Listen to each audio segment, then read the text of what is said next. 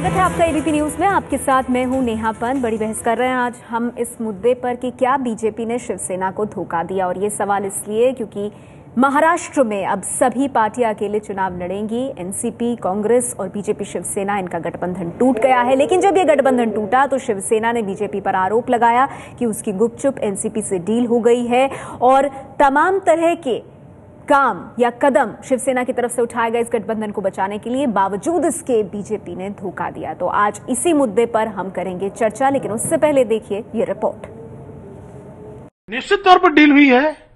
शरद पवार जी के साथ जो है नरेंद्र मोदी जी की गुफ्तगू काफी कुछ कहती है, और यहां पत्रकार सम्मेलन होता है भारतीय जनता पार्टी का, तुरंत ही कांग्रेस का पत्रकार, एनसीपी का पत्रकार सम्मेलन होता है। खैर, ये मौका परस्ती भारतीय जनता पार्टी ने बारंबार की है।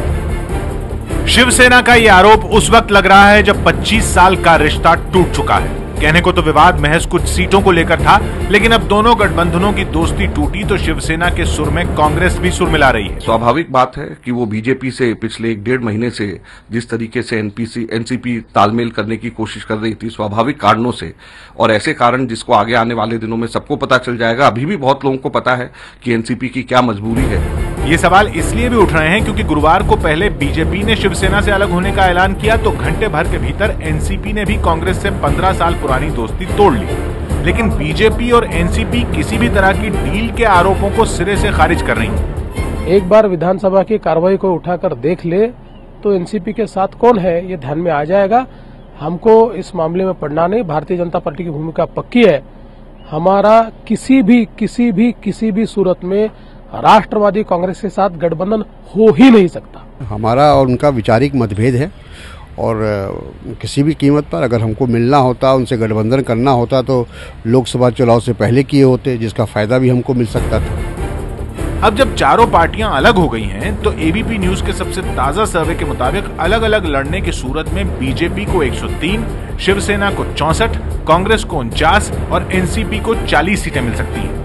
क्योंकि इस बार चारों पार्टी अलग अलग लड़ेंगे तो कम से कम यह तो स्पष्ट हो जाएगा कि सबसे जनाधार महाराष्ट्र में किसका ज्यादा है। बहुत स्पष्ट है कि हंग असेंबली होगी, और हंग असेंबली में पूरे महाराष्ट्र के तौर पर नहीं लेकिन अलग अलग इलाके में अलग अलग पार्टियों का पलड़ा भारी रहेगा। ओवरऑल अगर हम बात करें कि हंग असेंबली होने के बावजूद भारतीय जनता पार्टी को एडवांटेज रहेगा। एक तो मराठी आदमी, जो मराठी मानुस का मुद्दा जो है वो शिवसेना ने अगर उठाए वापस, तो वो थोड़ा काम कर सकता है। जो मुंबई मेट्रोपॉलिटन रीजन जो है, मुंबई, ठाणे और कोकण में तो 75-76 सीटें हैं, तो वहाँ पे शिवसेना अच्छा, मतलब मुझे लगता है कि अच्छा परफॉर्मेंस देगी।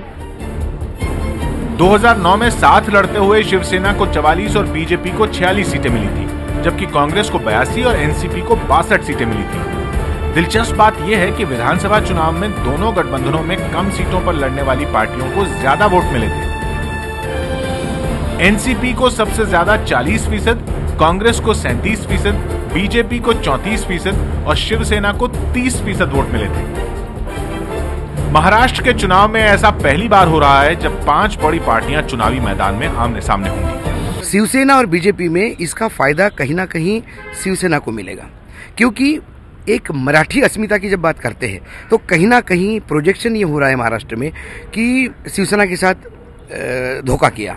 पहले जो होता था कि महाराष्ट्र में जाने के बाद किसी भी हालत में एक बाल ठाकरे जी को मिलने जाते थे, चाहे अटल जी हो, आडवाणी जी हो, वो परंपरा कहीं ना कहीं खंडित हो गई। तो ये निग्लेक्टेड फील करते हैं। गठबंधन होने की वजह से अब तक त्रिकोणीय मुकाबला होता रहा है, लेकिन इस बार सभी सीटों पर 5 बड़ी पार्टियों का मुकाबला है, इसलिए जीत हार का अंतर कम रह सकता है।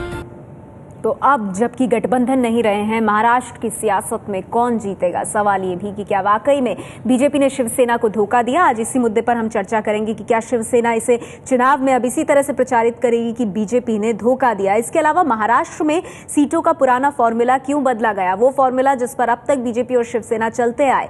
मुख्यमंत्री की कुर्सी के लिए आखिर क्यों अड़ी रही शिवसेना, ये आरोप बीजेपी की तरफ से शिवसेना पर लगाया गया है। और इसके साथ ही सरकार बनाने के लिए क्या एनसीपी से हाथ मिलाएगी बीजेपी? कम से कम कांग्रेस और शिवसेना, एनसीपी और बीजेपी के बीच एक सीक्रेट डील का आरोप लगा रहे हैं। हमारे साथ आज की इस चर्चा में खास मेहमान मौजूद हैं। बीजेपी से प्रवक्ता जीवीएल नरसिम्हा राव साहब इस चर्चा में हमारे साथ जुड़ गए हैं।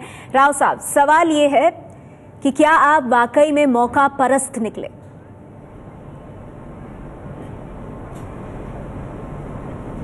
नेहा जी, आपके बहस के टॉपिक से ही मेरा आपत्ति है, क्योंकि आप इस तरह के सवाल उठा रहे हैं जैसा कि भाजपा पर किसी प्रकार का दोष दिया जा सकता है। इसकी कोई मापदंड नहीं है, इसके लिए कोई कारण नहीं है। हमने एक बड़े पार्टी के रूप में हमने उभरा है। बार बार हमें कम सीटों पर लड़ने के लिए कहा जाता है, और जो सीटें हम जीत सकते हैं वो सीट हमसे छीनने की बात होती है। तो नहीं, अब ये सब चीजें तो पिक्चर में है ही नहीं राव साहब। ये सवाल हम इसीलिए उठा रहे हैं क्योंकि ये आरोप शिवसेना के हैं।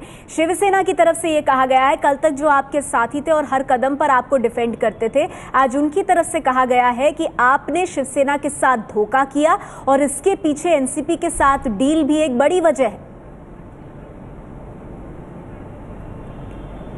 हमने स्पष्ट रूप से कहा है, क्या हम एनसीपी के साथ कोई गठबंधन करने जा रहे हैं? हम एनसीपी को हमसे कोई ताल्लुकात नहीं है। हम एनसीपी को जो भी भ्रष्टाचार पिछले 15 साल में महाराष्ट्र में हुआ है, हम एनसीपी को उतना ही जिम्मेवार मानते हैं जितना कांग्रेस को। तो इसलिए एनसीपी के साथ जाना बिल्कुल असंभव बात है। शिवसेना इस तरह के बात उठाकर शायद संभावना पर विचार चाहती है कि एंटी गवर्नमेंट वोट अगर नतीजे आने के बाद की एक संभावना पर विचार करें, तो आज आप हमारे मन से साफ तौर पर इस बात से इनकार करेंगे कि अगर आपको कुछ सीटों की जरूरत पड़ी तो भी आप एनसीपी का साथ नहीं लेंगे।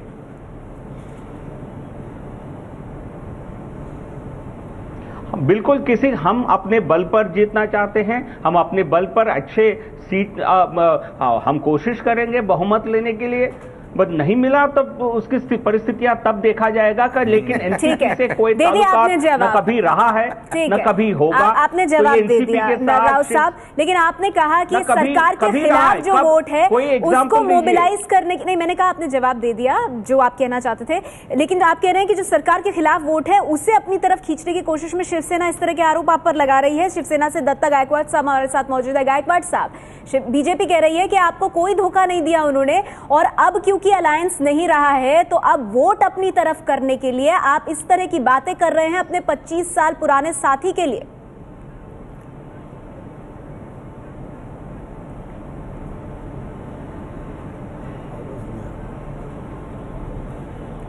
गायकवाड़ साहब सुन पा रहे हैं मुझे? शायद उन तक हमारी आवाज नहीं पहुंच रही है। जी गायकवाड़ साहब, अगर आप मुझे सुन पा रहे हैं, बीजेपी की तरफ से कहा जा रहा है कि आप उन पर धोखा देने का जो आरोप लगा रहे हैं वो बेबुनियाद है। अब क्योंकि गठबंधन नहीं रहा है, इस वजह से आप चाहते हैं कि ज्यादा से ज्यादा वोट आपको मिले, और इसीलिए अब आप गठबंधन टूटने का ठीकरा बीजेपी पर फोड़ रहे हैं।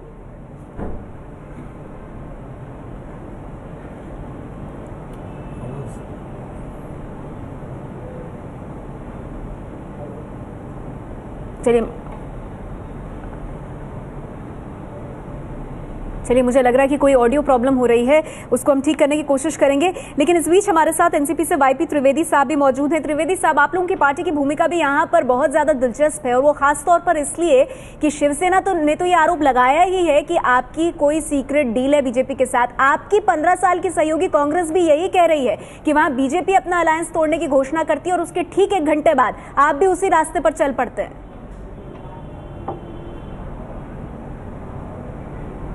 नहीं, ये बातें तो कब से हो रही थी सीट शेयरिंग की, तो उसमें नेगोशिएशंस हो रहे थे, तो कभी ब्रेक तो होने वाला ही था। अगर कहाँ ब्रेक होता, कहाँ भी मिलते थे, तो आखिरी दिन तक प्रयत्न चालू था।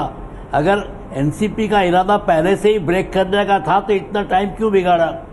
तो उसमें कोई दम नहीं है। बात ऐसी है कि ये पोलराइजेशन पे होता है महाराष्ट्र का पॉलिटिक्स और पूरे देश का।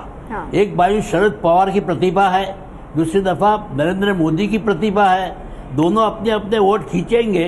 कोई सीक्रेट डील का सवाल नहीं है। अपने कंट्री में कोई सीक्रेट चीज रहती ही नहीं है। हर एक चीज राइट टू इन्फॉर्मेशन एक्ट के बाद सब चीज बाहर आ जाती है। कोई सीक्रेट डील नहीं है। हम लड़ रहे हैं, वो लड़ रहे हैं। बिल्कुल। उसके बाद क्या होगा मालूम नहीं है। असेंबली हो गई, वोट खींचेंगे नरेंद्र मोदी और दूसरी तरफ वोट खींचेगा शरद पवार का करिश्मा। लोकसभा के पहले शरद जी मोदी से मिले, वो भी सीक्रेट डील बाहर आई। उसके बाद लोकसभा में भी कई ऐसे मसले थे जिसमें यूपीए का साथ छोड़ के एनडीए का साथ दिया शरद पवार जी ने। ये भी सीक्रेट नहीं है, ये भी सबके सामने है। तो महाराष्ट्र में तो मुझे लगता है, और नरसिंहा साहब बोल ही गए हैं कि नतीजे आने के बाद तब की स्थिति क्या होती है तब देखेंगे। तो इसका मतलब सरकार बनाने के लिए, क्योंकि ये जो गठबंधन दोनों टूटे हैं ये मात्र मुख्यमंत्री की कुर्सी के लिए टूटे हैं और सत्ता के लिए टूटे हैं, महाराष्ट्र की किसी को चिंता नहीं है। ऐसे में महाराष्ट्र की चिंता के नाम से कोई भी किसी के साथ मिल सकता है, क्योंकि अब नैतिकता नाम की चीज तो कोई रही नहीं। राव साहब इस पर मुस्कुरा रहे हैं, लेकिन राव साहब सवाल यही है कि जब आप खुद कह रहे हैं कि अगर अपने दम पर वो बहुमत का आंकड़ा नहीं मिलता तो फिर संभावनाएं बचती हैं, तो उसका क्या मतलब निकाला जाए। और हमारे साथ कांग्रेस पार्टी से गाडगिल साहब भी मौजूद है। एक ब्रेक के बाद उनसे भी मैं जानना चाहूंगी कि क्या उन्हें एनसीपी का साथ इसलिए छोड़ना पड़ा क्योंकि बीजेपी और एनसीपी नजदीक आ रहे थे। हमारे साथ शिवसेना से दत्ता गायकवाड़ साहब मौजूद है। दत्ता गायकवाड़ साहब, लेकिन बीजेपी का आप पर बड़ा आरोप यह है कि आप मुख्यमंत्री की कुर्सी को लेकर अड़ गए और फिर कोई विकल्प नहीं बचा था गठबंधन तोड़ने के अलावा।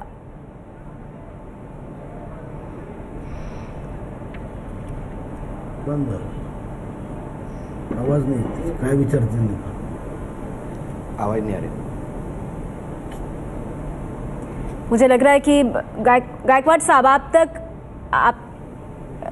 गायकवाड़ साहब अगर आप मुझे सुन पा रहे हैं सर, तो आप मेरे सवाल का जवाब दीजिए। सवाल यही है कि आप लोग मुख्यमंत्री पद की कुर्सी पर अड़ गए, इस वजह से गठबंधन टूटा।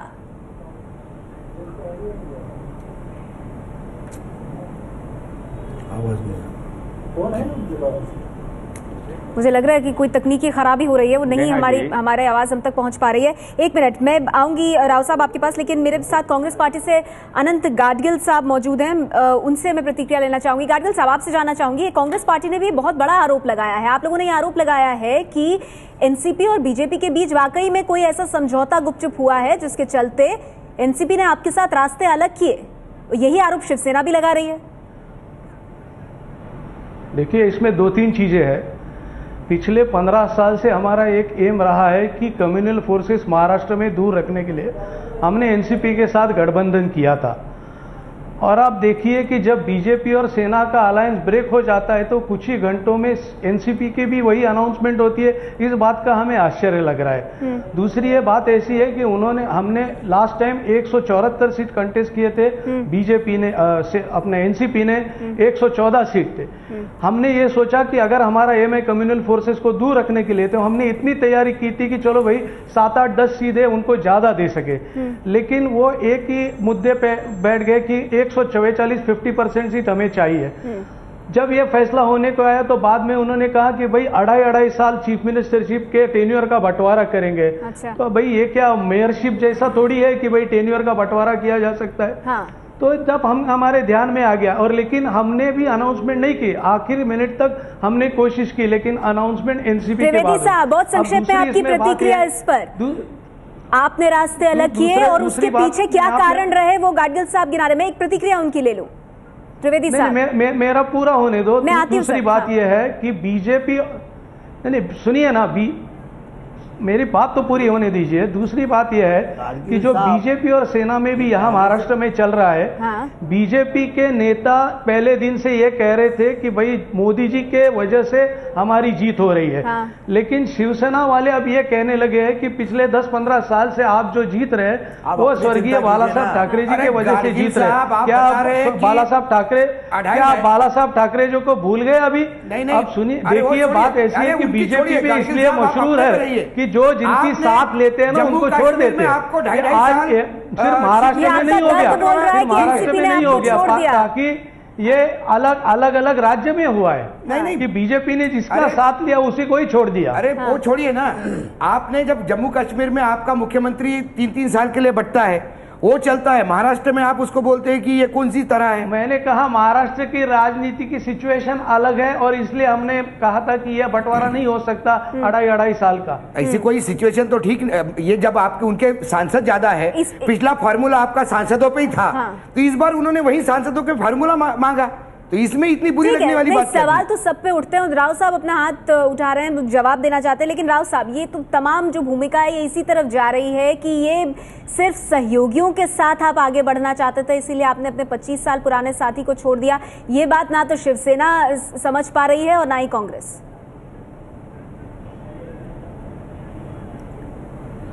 अब देखिए, जहां तक हमारी अलायंस की बात है, मैंने पहले ही कहा है कि कब तक एक अनइक्वल पार्टनरशिप चल सकता है, जब भाजपा अपनी बल पर, आप 2009 का भी आंकड़े देखिए, 2009 में हमने 119 पे लड़े, लेकिन शिवसेना के 2 सीट असेंबली में लेकिन राव साहब, टाइम टेस्टेड फॉर्मूला रहा है, केंद्र में बीजेपी, राज्य में शिवसेना। मुझे एक सेंटेंस, नहीं, देखिए, कांग्रेस पार्टी प्रवक्ता अपने पार्टी के बारे में बोल नहीं रहे हैं। वो इतना अनपॉपुलर हो गई है कांग्रेस पार्टी, शायद एनसीपी को लगा होगा कि कांग्रेस के साथ जाए तो कांग्रेस के साथ हम भी डूब जाएंगे। हाँ। जो कांग्रेस की हालत रही लोकसभा चुनावों में महाराष्ट्र में, और शायद एनसीपी को आपका ख्याल भी आया। एक अनटचेबल पार्टी बन गई राज्य है कि महाराष्ट्र में कांग्रेस के किसी भी मिनिस्टर के खिलाफ एक भी अभी तक आरोप नहीं हो गया। ये क्यों नहीं ध्यान में रखते?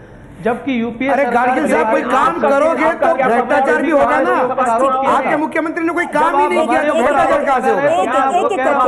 महाराष्ट्र के मंत्रिमंडल में किसी के भी ऊपर आरोप नहीं हो गया। ये महाराष्ट्र मंत्रिमंडल की बात नहीं हो रही है। इधर आप सब लोग अपने अलग-अलग रास्ते क्यों चले गए, हम इस पर चर्चा कर रहे हैं। एक तरफ महाराष्ट्र की सियासत में 2 गठबंधन टूटे हैं, दूसरी ओर राज और उद्धव ठाकरे के बीच नजदीकियां भी दिखाई दे रही हैं। क्या ये दोनों भाई एक बार फिर साथ आएंगे? देखिए रिपोर्ट।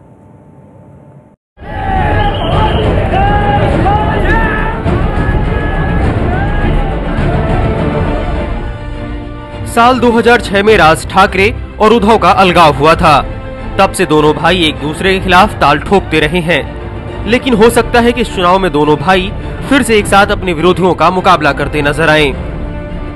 दरअसल सूत्रों की खबर है कि उद्धव ठाकरे ने 2 दिन पहले राज ठाकरे को फोन करके उनकी तबीयत का हालचाल पूछा था।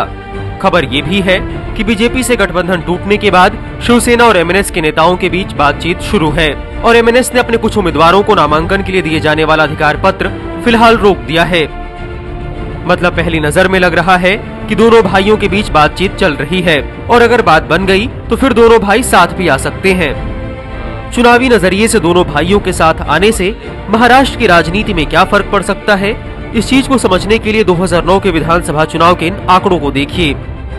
साल 2009 में शिवसेना ने 169 सीटों पर चुनाव लड़ा था, 16.26% वोट पाए थे और कुल 44 सीटों पर जीत दर्ज की थी। जबकि एमएनएस ने 143 सीटों पर चुनाव लड़ा था, 6% वोट पाए थे और 13 सीटों पर जीत दर्ज की थी। जाहिर है कि अब दोनों भाई एक साथ मैदान में आ जाते हैं तो फिर महाराष्ट्र की राजनीति में बड़ा बदलाव दिख सकता है, खासकर इस बात को देखते हुए कि दोनों के चुनावी मुद्दे मराठी अस्मिता के इर्द गिर्द ही घूमते रहे हैं।